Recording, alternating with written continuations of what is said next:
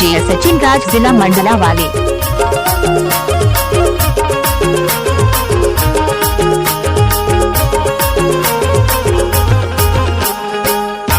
इमली के डार है रे बारा के डार साका चाल रे पारवाने इमली के डार है रे बारा के डार साका चाल रे पारवाने रानी साका चाल रे पारवाने रानी साका चाल रे पारवाने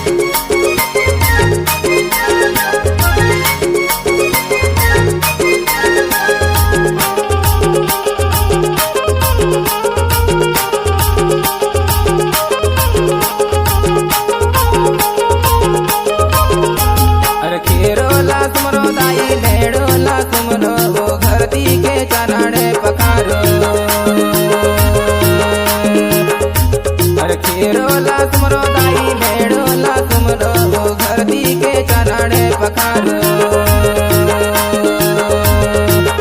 रानी पूजा करो दिन रात आमा इमली के डार है रे बारा के डार साका चाल रे पारवाने इमली के डार है रे बारा के डार साका चाल रे पारवाने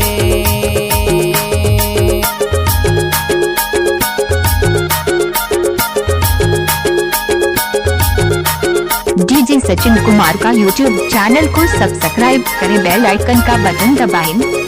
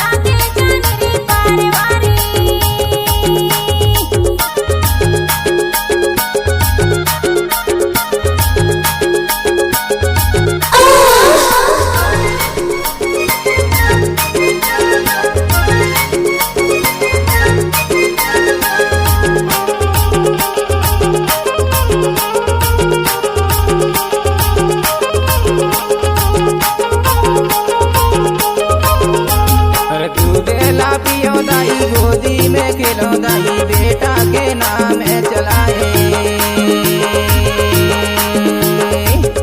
दूधेला पियो दाई गोदी में खेलो दाई बेटा के नाम चलाए दाई बेटा खेले साले सारे आमा इमली के डार है रे बारा के डार साका चाल रे पारवाने इमली के डार है रे बारा के डार साका चाल रे पारवाने सुन के बड़ निक लागे।